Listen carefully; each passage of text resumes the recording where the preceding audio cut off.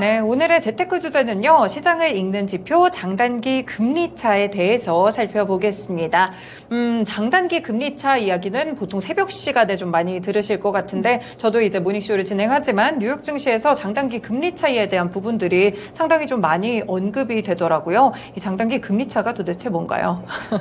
작년에 이제 연준에서 한창 긴축을 막 시작을 하면서 뉴욕 증시 이제 마감 시황 같은 걸 보면 뭐 장단기 금리 역전 가능성이 높아졌다.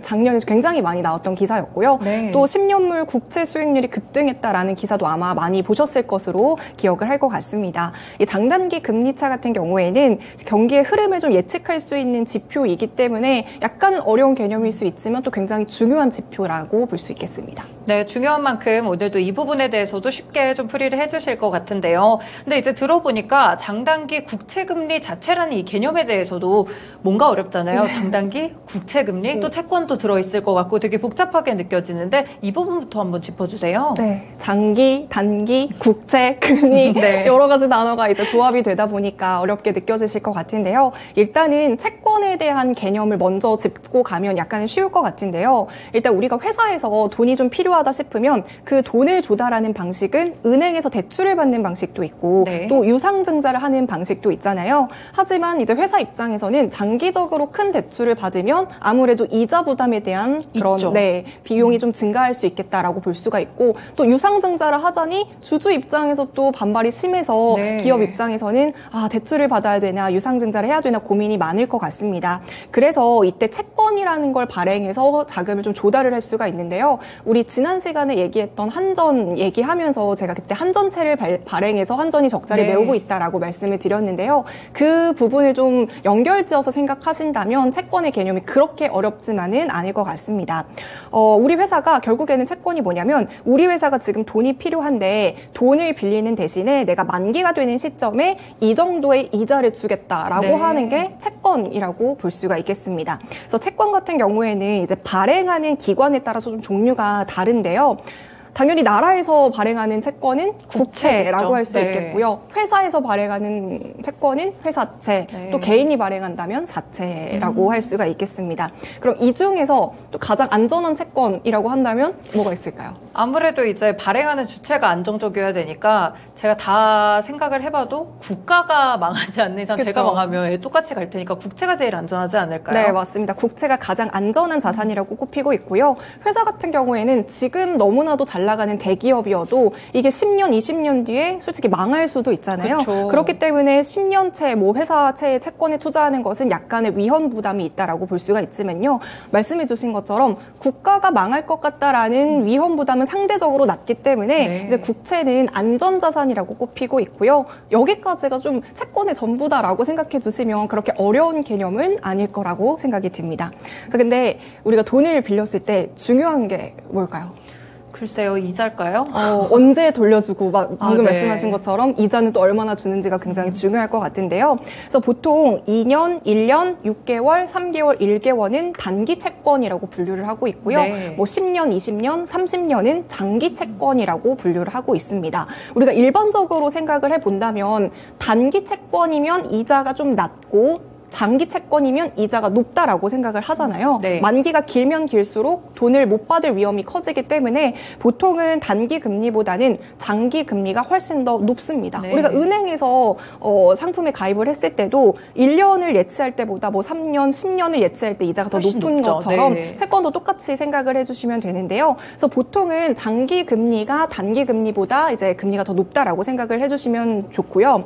그래서 우리가 앞서 말했던 뭐 장단기 금리차, 역전현상 이런 걸 얘기할 때도 장기 금리에서 단기 금리를 뺀 것이 바로 장단기 금리차라고 볼 수가 있겠습니다. 근데 만약에 제가 방금 장기 금리가 더 높다고 했잖아요. 근데 단기 금리가 장기 금리보다 더 높아지는 현상이 바로 장단기 금리 역전 현상이다라고 할 수가 있겠습니다. 네, 이제 좀 이해가 되는 것 같아요. 그러니까 장기적으로 봤을 때 금리가 더 원래 높은 것이 좀 정상적이다, 통상적이다 이렇게 볼 수가 있겠는데 단기 금리가 이를 치고 역전이 되면은 그 부분이 또 뭔가 시장에는 부담이 되거나 문제가 될 것 같다 이런 생각이 드는데 시장에서도 이 장단기 금리 지표를 중요하게 생각하죠. 네, 시장에서는 일단 2년물 단기 국채 금리랑 10년물 국채 금리를 굉장히 장기 장기와 단기 지표로 중요하게 보고 있는데요. 네. 지금 이제 표가 하나 나갈 거예요. 제가 이제 빨간색 표로 이렇게 가져와 봤는데요. 지금 표가 미국채 2년물과 10년물 장단기 금리 차를 보여주는 차트입니다.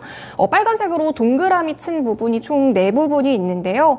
지금 제가 빨간색으로 동그라미 친 부분은 지금 검정색 선으로 이렇게 중앙선이 그어져 있잖아요. 네. 이 중앙값 0에 가깝거나 중앙값보다 내려간 상황에 제가 빨간색으로 동그라미를 쳤습니다. 이 부분은 이제 장단기 금리 차가 적어서 수익률도 작아지거나 아니면 장단기 금리가 이제 역전이 돼서 단기 금리 수익률이 장기 금리를 넘어섰다라는 것을 의미하고 있습니다. 네, 그렇군요. 말씀 주신 이 동그라미 친 부분에 대해서는 이해가 되는데 이 어떤 공통점이 좀 있는 건가요? 네, 이제 동그라미 친 부분 뒤에 이제 회색으로 표시가 되어 있다라는 것을 확인을 네. 할 수가 있는데요. 도대체 왜 빨간색으로 동그라미를 치면 그 뒤에 회색으로 어떤 표시가 있느냐라고 생각을 하실 수가 있는데요. 저 회색 부분은 이제 경기 침체가 왔던 기간이라고 생각을 하시면 되겠습니다. 네. 이 회색 부분은 미국의 GDP가 역성장을 보였을 때를 의미하고 있는데요. 항상 장단기 금리 역전이 되고 난 이후에는 이렇게 대부분, 무조건적은 아니지만 그래도 대부분 경기 침체로 이어지는 경우가 굉장히 많았고요. 사실 지금 표 같은 경우에는 제가 2000년대부터 지금까지여서 동그라미가 4개밖에 없지만 전체 차트로 본다면 빨간색 동그라미 친 부분이 거의 한 7, 8번이 나올 거거든요. 네. 그 부분 역시 동그라미 치고 이제 중앙값에 가까우면 그 다음에 경기 침체로 이어지는 경우가 굉장히 많았습니다. 그래서 채권금리 수익률은 앞으로의 이처럼 경기 상황이나 흐름에 대해서 좀 선행해서 한 발 앞서서 움직이는 특성이 있기 때문에 앞으로의 경기 상황을 예측할 때 장단기 금리 지표를 본다라고 볼 수가 있겠습니다. 네, 처음에 설명을 해주실 때 이제 장단기 금리 차를 보게 되면 경기 흐름을 알 수 있다 이렇게 봤는데 확실히 어떤 공통점이 있는 것 같습니다. 이 동그라미 친 부분이 또 경기 침체가 온 부분이고 그 부분에 이 공통점이 있다 보니까 어떻게 좀 예측을 해야 될지 이제 힌트가 좀 나올 것 같은데 일단 가장 궁금한 점이 원래 통상적으로 장기 금리가 조금 더 높다고 말씀을 하셨잖아요. 그럼 장단기에 이 금리 역전차가 갑자기 왜 생기는 건가요? 일단 단기 금리가 오르고 내리는 부분은 지금 현재 미국 정부라던가 연준의 정책 방향의 흐름과 굉장히 동일한 흐름을 이어가는데요. 네. 연준은 지금 현재 이제 인플레이션을 잡기 위해서 금리를 인상하고 있는 상황이잖아요. 따라서 기준금리 인상은 단기 채권 금리를 인상시키는 요인이다라고 볼 수가 있고요. 네. 이 경우에는 단기채 금리도 같이 급등을 하기 때문에 장단기 금리 차가 줄어들게 되고 이러면서 경기가 가라앉게 된다라고 볼 수가 있겠습니다. 하지만 반대로 장기 금리 같은 경우에는 미래에 대한 경기 예측 그리고 전망, 투자자들의 심리에 영향을 받는 지표라고 할 수가 있거든요. 그래서 앞으로 경기 전망이 좀 좋을 것으로 예측이 되면 굳이 이제 먼 미래인 10년 뒤 채권에 투자하는 것보다 당장 경기가 좋아 보이는 지금 네, 투자하는 네. 것을 투자자들이 이제 선호하잖아요. 그럼 장기 채권의 수요는 좀 감소하게 되고 하지만 경기 전망이 좀 좋지 않은 상황에서 성장주, 기술주 다 타격을 받는 상황이라면 차라리 수익이 좀 적어도 장기 채권에 투자하는 것이 좋겠다라는 수요가 몰리기 때문에 이 경우에는 이제 사람들의 수요가 장기 채권으로 몰릴 수 있다라고 볼 수가 있겠습니다.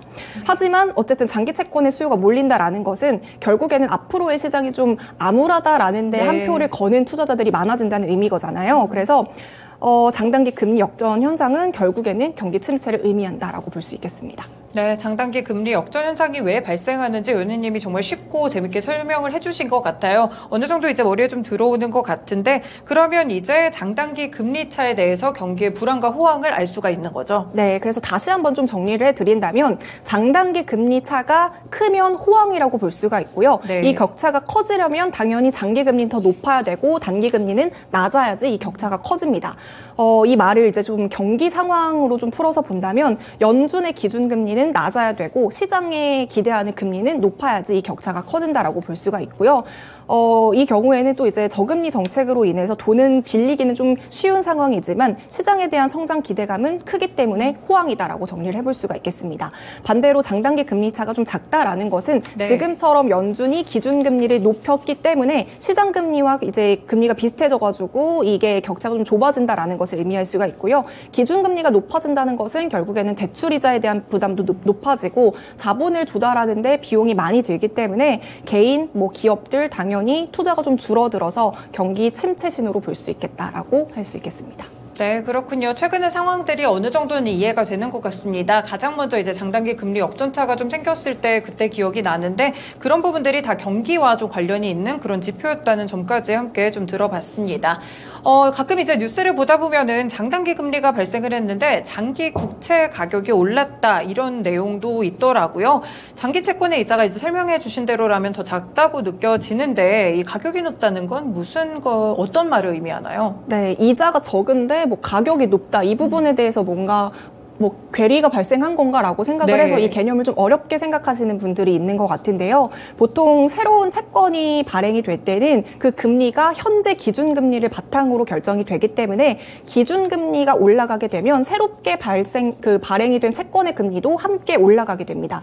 근데 이미 발행된 채권은 그 가격과 금리가 이미 정해져 있잖아요. 네네. 그렇기 때문에 이게 좀 반대로 움직이게 되는데요. 좀 수요와 공급의 개념으로 쉽게 설명을 드리자면 예를 들어서 어떤 A 회사의 가방이 굉장히 인기가 많아요. 그러면 공급이 부족해지는 사태가 올 수가 있잖아요. 네. 그 경우에는 뭐 웃돈을 줘서라도 프리미엄이 붙어가지고 그 가격이 올라가게 되잖아요. 그쵸.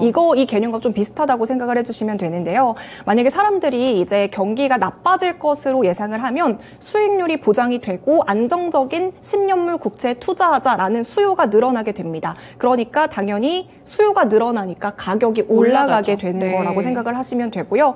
따라서 장단기 금리가 역전이 되었는데 10년물 수익이 급등했다라는 의미는 금리가 낮지만 그럼에도 불구하고 확실히 안정적으로 수익을 받고 싶어 하는 사람들 쪽으로 이제 수요가 몰렸기 때문에 가격이 올랐다라고 볼 수가 있겠습니다. 네, 그렇군요. 이제 조금 더 안정적인 수익을 원할 때 이런 현상들이 또 생기는 것 같습니다. 그러면 지금의 경우에는 이 연준이 뭐 금리를 계속해서 좀 공격적으로 인상을 해오다가 지난해까지 올해 들어서 그런 부분들이 많이 좀 꺾인 상태인 것 같아요. 이제 이번 주에 CPI 발표도 있을 것 같은데 대체적인 시각들이 이제는 이제 고용시장도 어느 정도는 약간 과열 현상이 싣고 있는 그런 모습들도 나오고 지금 사실 연준의 피봇 기대감이 상당히 좀 생기고 있는 상황인데 국채 금리는 그럼 어떻게 움직여줄까요? 사실 작년 말부터 이미 이제 장단기 금리 역전은 되어 있는 상황이고 아직까지도 그렇다라고 볼 수가 있는데요. 우리 지난 3월에는 이제 SVB 파산 사태가 있었잖아요. 네. 그 상황이 터지면서 장단기 금리 역전폭이 굉장히 많이 커졌습니다. 지금 첫 번째 동그라미 친 부분의 간격이 굉장히 그 중앙선이랑 넓어 있는 거 보이시죠? 이 당시가 이제 SVB 파산 사태로 인해서 역전 현상 그 중앙값보다 더 많이 내려왔다라는 것을 확인을 할 수 있는데요. 지금은 어느 정도 격차가 좀 많이 줄어들어 있는 것을 확인을 할 수가 있습니다. 현재 연준에서는 아직까지는 뭐 금리를 인하하겠다, 뭐 동결하겠다 이런 뉘앙스를 네. 말하고 있지는 않지만 어쨌든 시장에서는 그래도 연준이 5월에 금리를 한 차례 인상하고 6월부터는 어느 정도 좀 이 속도를 조절할 것이다라는 데 약간 베팅을 하고 있는 모습입니다. 그래서 최근에는 지금 이 격차가 많이 줄어들었다라고 볼 수가 있고요.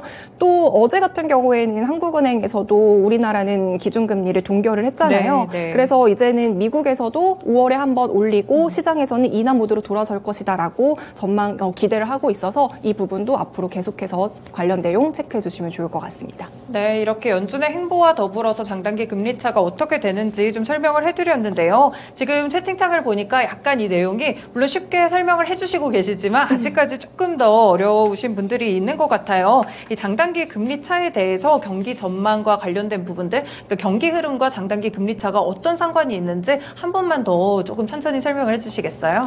네, 제가 앞서서 말씀을 드렸지만 결국에는 이 장단기 금리차가 경기 흐름을 예측할 수 있는 지표다라고 말씀을 드렸잖아요. 네. 그래서 이제 장기 금리가 장기 흐름을 예측할 수 있는 지표이기 때문에 네. 조금 개념이 어려우시다면 앞으로 이제 뉴욕 증시 마감 시황을 이제 검색을 해보시면 네. 장단기 금리에 대한 관련한 기사 내용들이 굉장히 많거든요. 네. 이 부분을 기사로 좀 해석을 하시면 이해하시는데 그렇게 어렵지는 않을 거라고 생각이 듭니다. 네, 그렇군요. 이렇게 장단기 금리차에 대한 부분들도 저희가 함께 또 짚어봤습니다. 오늘 쉬운 재테크 읽어주기 시간에서는 시장을 읽는 지표 가운데 장단기 금리차에 대해서 설명을 들어봤는데요. 그동안 뭐 뭐 장단기 국채금리라는 용어 자체부터 굉장히 어렵게 느끼셨을 분들이 많으실 것 같은데 통상적으로 봤을 때는 사실 장기금리가 좀 긴 미래를 봐야 되기 때문에 금리가 높은 부분들이 많지만 이 단기 금리와 이 역전차가 생기는 현상이 발생할 때 그때 이 경기 흐름에 대해서 좀 함께 연관지어서 살펴봤던 것 같습니다. 네, 이렇게 쉬운 재테크 시간까지 함께 들어봤습니다.